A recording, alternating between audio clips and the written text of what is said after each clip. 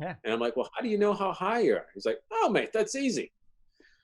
Sheep have legs at 100 feet. Cows have legs at 200 feet. Like, oh, okay. So All if you right. see the legs of a sheep, you're at Yeah. 100 feet or closer. Perfect. I'm like, it works. You know? 3, 2, 1, fight off.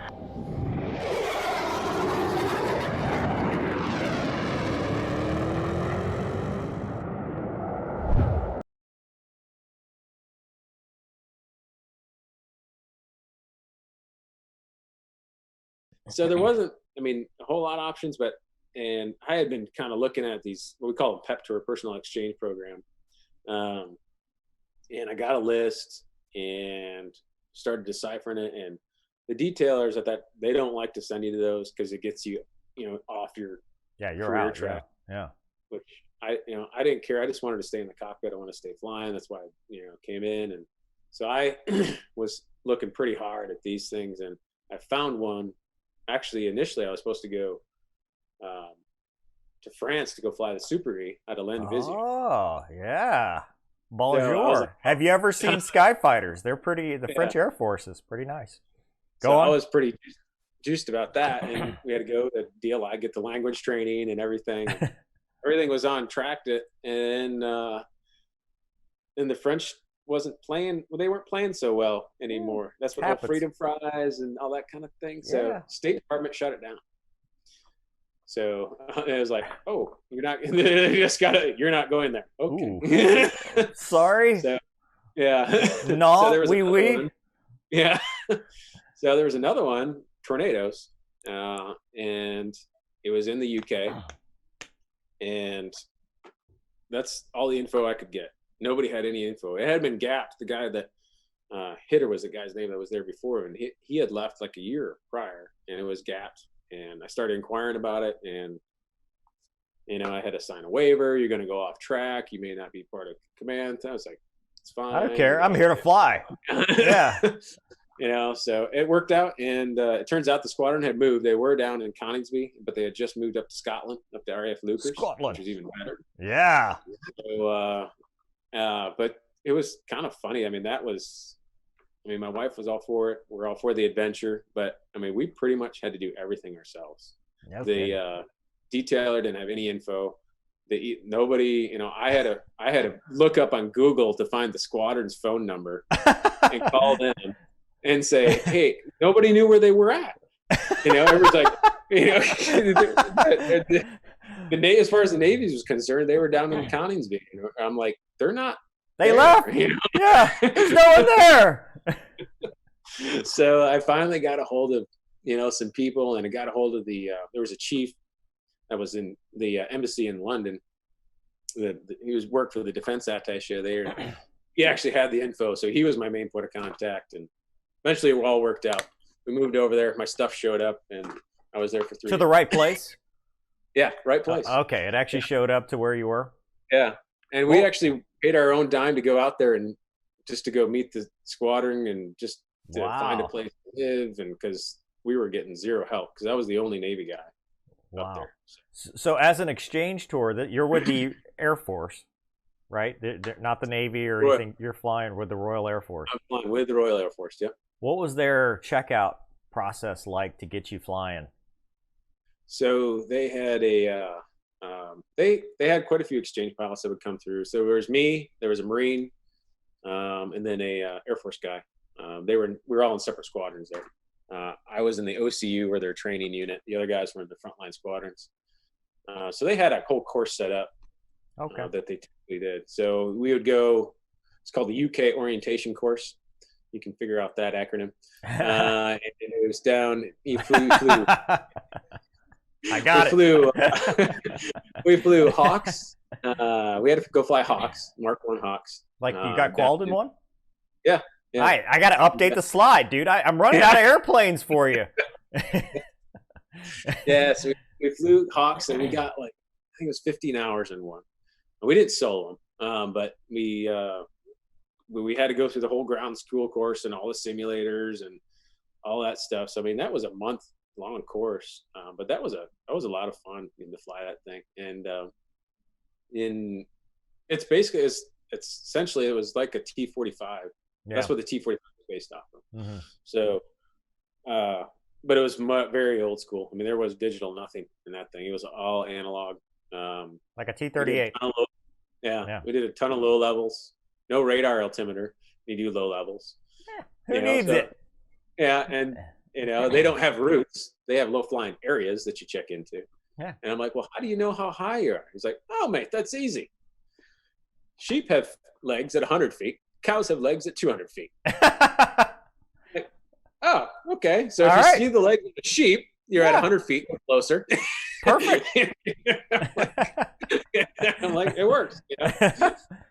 All right. Yeah. So he did that first, and then you went back. The squadron I was going to stay in, the OCU, and I did the full. I was in a normal student class.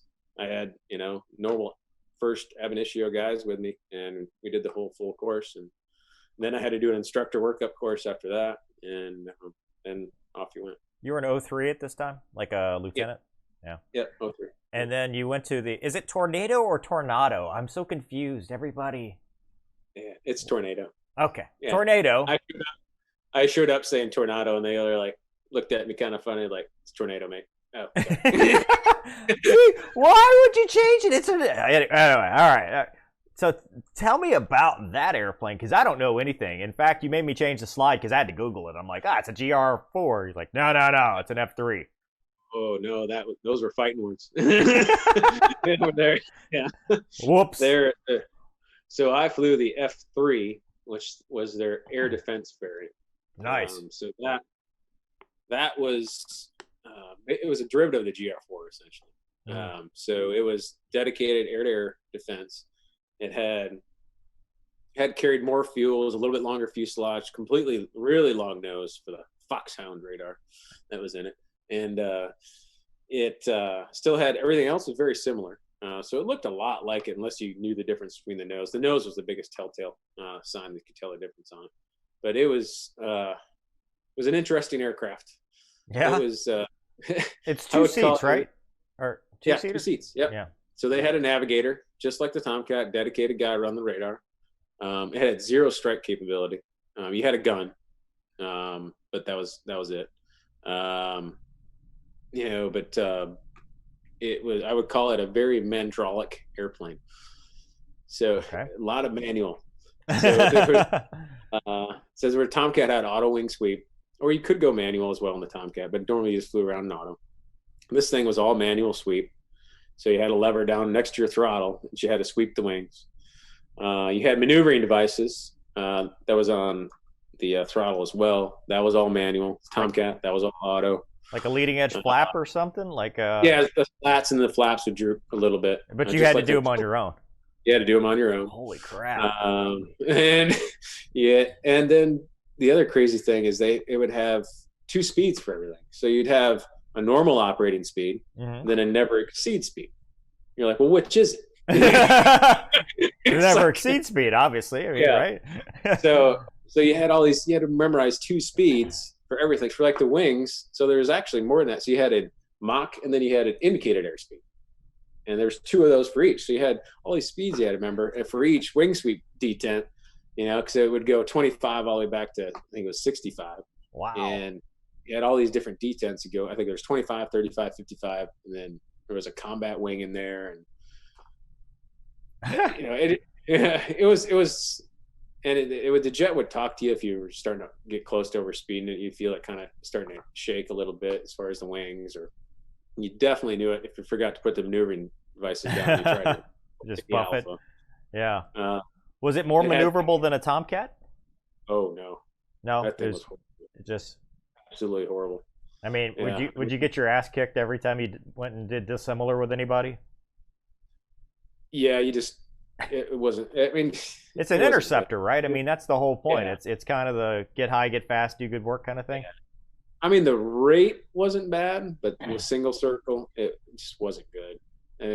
And the other problem was it had that huge tail on it. You were limited to like 20 alpha. Ooh. 21 was the never exceed. And you had no limiter, so you had to manually. Yeah. Oh, you pull right through it, and you know it if you pull it through it. Look back in the window, and the tail's just doing. So you try, it was kind of scary. You never wanted to pull too much alpha, but it was just very underpowered. So it had turbojet engines, didn't have turbo fans. Oh wow. It would scream down low though. I mean, it was a fast aircraft. Did you do the Mach loop? Yeah, we did down there. Yep. Awesome. That's awesome. Down south, you get on there, do it. The other crazy thing with the engines that because it was designed originally, it was an air to low level airplane. And now they're trying to make it a high altitude airplane. So one engine was tuned for a high altitude, and one engine was tuned for low altitude. One engine had strakes down the intake to help with the airflow. So theory being, you would only snuff one engine if you went. It works. It's logic. I mean, I guess I follow the logic. That's awesome. Yeah. How many hours did you end up flying it? I think I had a little over 500 hours, almost 600 hours in it. In like 5 years, 4 years? 3 years. 3 years. You were flying your ass off. Yeah, it was a lot of flying in it. So is it the RAG? I mean, that's what you ended up like teaching at the RAG over there? And how did they culturally, I mean, what was it? How was it different than being in an American fighter squadron? It was extremely similar, just different accents, a little bit different flight. I would say the biggest difference was how they conducted themselves, like as far as the in and outs and the formality, as far as dining ins and hailing farewells, and they had all these parties, that they would very. Did you yell Tomcats at their dining ins as well? No. I was alone. I was by myself. I didn't want to. Yeah, you don't have any mutual support on that.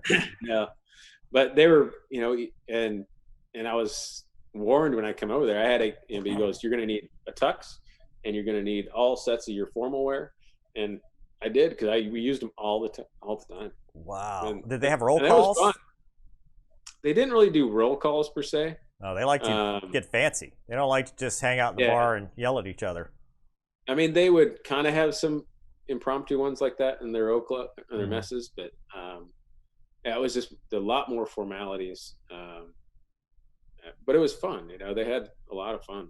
Do you still keep in touch with any of the dudes across the pond? Yep. I mean, what are they doing now? I mean, did they all go to like Typhoon. Airlines?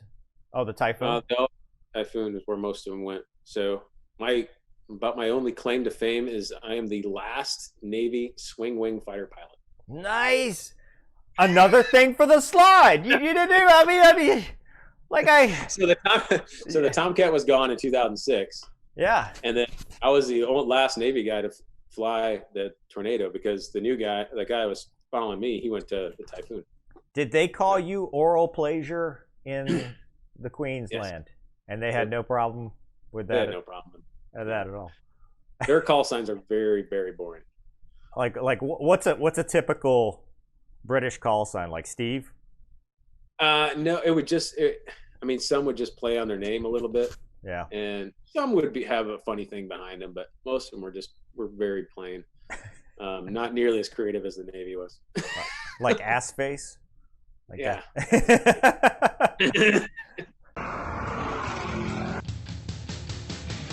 Excuse me. Oh, no.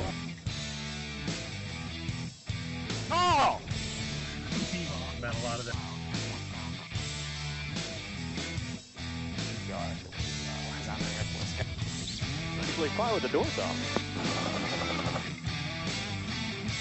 All Fox 2.